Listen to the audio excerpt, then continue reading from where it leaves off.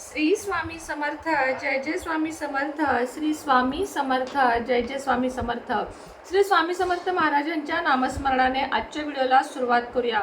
उद्या आहे 22 February Gurupushyamrit. 22 February रोजी गुरुपुष्यामृत आहे आणि या दिवशी आपल्याला करायच्या सेवा आणि उपाय मी तुम्हाला सांगणार आहे। अतिशय अमृत योग आहे आणि त्यातल्या त्यात तो गुरुवारी आल्यामुळे त्याचे महत्त्व अनन्यसाधारण असे होते आणि या दिवशी केलेले उपाय सेवा हे 1000 पटीने पुण्य देऊन जातात। त्यामुळे हे करायला विसरू नका आणि हे अवश्य करा हीच तुम्हाला सगळ्यांना विनंती करते आणि आजच्या व्हिडिओला सुरुवात करते। सकाळी 7:05 गुरुपुष्यामृत चालू होत आहे 22 फेब्रुवारी रोजी ते संध्याकाळी 4:42 पर्यंत गुरुपुष्यामृताचा योग आहे। जे काही कराल त्याचे अतिशय चांगले परिणाम तुम्हाला बघायला मिळणार आहेत। लाभदायक अशा सगळ्या सेवा तुम्हाला मी सांगणार आहे। नवीन काम चालू करण्यासाठी हा दिवस उत्तम आहे। कोणताही नवीन व्यवसाय नवीन काम तुम्ही चालू करू शकता। इच्छापूर्तीसाठी अतिशय योग्य असे तुम्हाला याचे रिझल्ट्स येणार आहेत। श्रद्धा आणि भक्तीने जर तुम्ही हे उपाय केले तर तुम्हाला पदरी यश नक्कीच पडेल। गुरुवारी शुभ कामे करणे तसेही चांगले असते, कारण गुरुवार हा आपल्यासाठी सगळ्यांसाठी शुभ मानला जातो आणि त्यातल्या त्यात पुष्य नक्षत्र आले तर दुग्ध शर्करा योग याला मानले जाते। त्यामुळे आपल्याला माता लक्ष्मीची पूजा करायची आहे, तिची कृपादृष्टी आपल्यावर पडावी म्हणून माता लक्ष्मीची विशेष अशी पूजा करायची आहे। आता ती कधी करायची आहे तर तुम्हाला जशी वेळ सांगितली सकाळी 7:05 ते दुपारी 4:42 पर्यंत माता लक्ष्मीची विधिवत पूजा करायची आहे। माता लक्ष्मीची पूजा करताना तुमच्याकडे जर विष्णूंची मूर्ती असेल, कृष्णाची मूर्ती असेल, विष्णूंचा फोटो असेल तर दोन्हीचीही तुम्हाला पूजा करायची आहे। काही नाही, देवघरातच पूजा करायची आहे, मात्र ताम्हणात अक्षता घेऊन त्यावर लक्ष्मीची मूर्ती विष्णूची मूर्ती ठेवायची आहे। पाण्याने पंचामृताने अभिषेक करायचा आहे। ओम श्री महालक्ष्मी नमः या मंत्राचा अखंड जप करत तुम्हाला 108 वेळा जप करत तुम्हाला पंचामृताने पाण्याने असा अभिषेक करायचा आहे। त्यानंतर मूर्ती फोटो जे काही असेल, फोटोला अभिषेक करू शकत नाही, फोटो स्वच्छ पुसून घ्यायचा आहे। दोन्हीलाही गुलाबाचे अत्तर लावायचे आहे, गुलाबाचे फूल व्हायचे आहे, विष्णूला पिवळे झेंडूचे फूल व्हायचे आहे आणि लक्ष्मीला गुलाबाचे, मोगऱ्याचे किंवा कोणतेही सुगंधी सोनचाफ्याचे फूल व्हायचे आहे। त्याचप्रमाणे गुलाबाचे धूप दीप तुम्ही लावू शकता, त्याचप्रमाणे लोबान धूप तुम्ही जाळू शकता। अशा प्रकारे तुम्हाला लक्ष्मीची सेवा करायची आहे। लक्ष्मीला पांढरी मिठाई आणि विष्णूला पिवळी मिठाई, घरात केलेलीही चालेल विकतचीही चालेल, मिठाईचा नैवेद्य दाखवायचा आहे। पिवळ्या केळाचा आणि घरी करून खीर करून त्याचा नैवेद्य दाखवला तरीही चालेल। या दिवशी या दाखवलेल्या नैवेद्याचा खूप चांगला परिणाम होतो आणि हा नैवेद्य आपण सगळ्यांनी ग्रहण करायचा आहे। कुलदेवतेची सुद्धा तुम्हाला अशीच पूजा करायची आहे। कुलदेवता ताम्हणामध्ये घ्यायची आहे, फोटो असेल तर स्वच्छ पुसायचा आहे, त्याचप्रमाणे अत्तर लावायचं आहे, धूप दीप पंचारती ओवाळायची आहे। पुष्य लक्ष्मीनारायणाची पूजा पुष्य नक्षत्रामध्ये करण्याचे विशेष असे महत्त्व आहे आणि ही पूजा तुम्ही अवश्य करा, तुम्हाला त्याचे 1000 पटीने पुण्य मिळेल। मंत्र तुम्हाला एक दारिद्र्य निवारणाचा मंत्र सांगणार आहे, तो नंतर तुम्ही जपमाळ घ्यायची आहे, कमळगट्ट्याची जपमाळ घ्यायची आहे आणि त्यावर तुम्हाला हा मंत्र म्हणायचा आहे। आता ज्यांच्याकडे कमळगट्ट्याची माळ नाही त्यांनी असेल त्या माळेवर केलात, स्फटिकाच्या माळेवर केलात तरी चालेल, पण शक्यतो कमळगट्ट्याच्या माळेवर केलात तर याचे परिणाम खूप चांगले होतात। मंत्र आहे ओम श्रीम ह्रीम दारिद्र्य विनाशन्ये धनधान्य समृद्धी देही देही महा।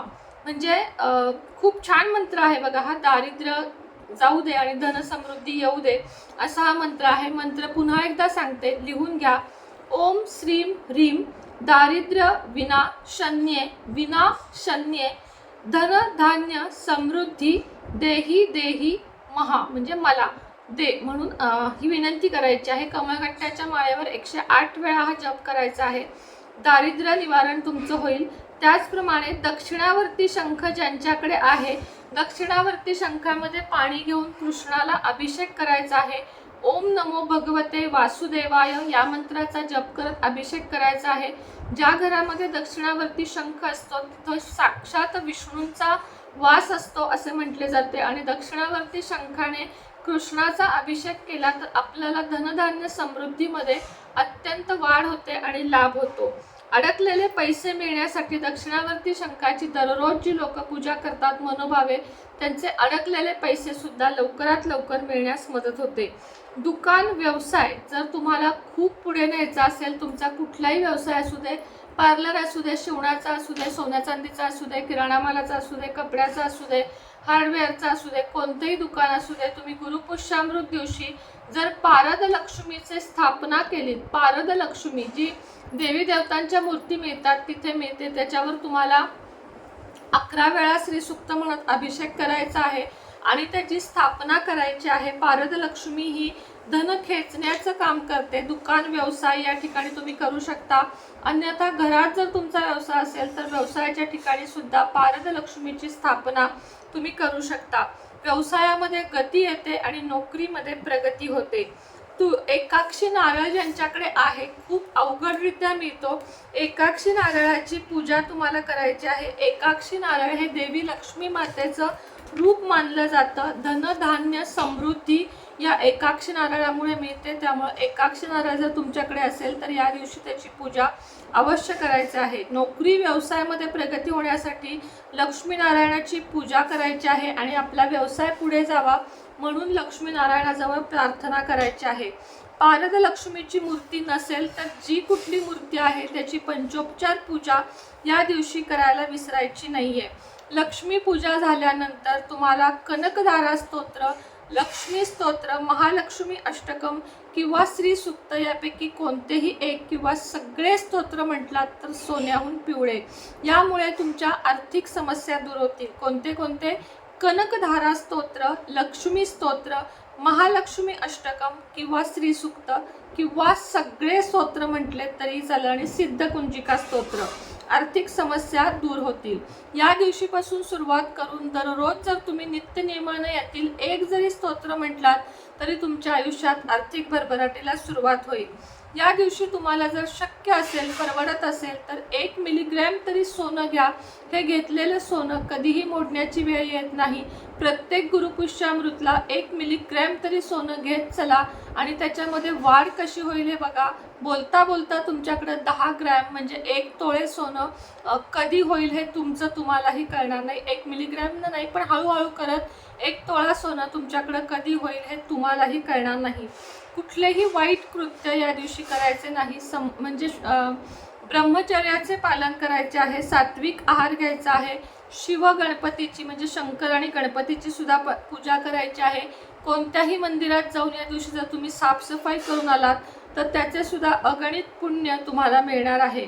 अशुभ ग्रह शांती, मानसिक शांती यासाठी तुम्हाला पिवळ्या वस्तूंचे जसं की केळ, हरभरा डाळ, गूळ, मुगाची डाळ, तूर डाळ अशा गोष्टींचे दान जर तुम्ही केलेत तर तुमचे अशुभ ग्रह शांत होतील आणि तुम्हाला मानसिक शांती मिळेल. या दिवशी पिंपळाच्या झाडाला कच्चे दूध आणि पाणी घालायला विसरू नका. या दिवशी माता लक्ष्मीचा वास म्हणजे तसं तर दररोजच, पण या दिवशी जर कच्चं दूध पाणी घातलं तर आपल्या डायरेक्ट लक्ष्मीला मिळते असं म्हटलं जातं. ध्यान, पूजा आणि विष्णू सहस्त्रनाम या दिवशी अवश्य म्हणा.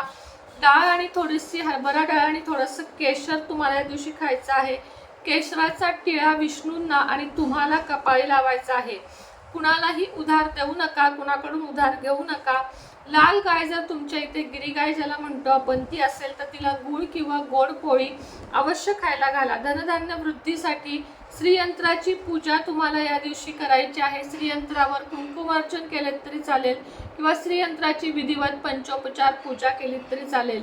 सांगितलेल्या सेवा केल्याने तुमच्या आयुष्यात धनधान्य, प्रगती, ऐश्वर आणि सर्व तुमच्या इच्छा मनासारख्या पूर्ण होत हीच प्रार्थना करते आणि आजचा व्हिडिओ इथंच थांबवते.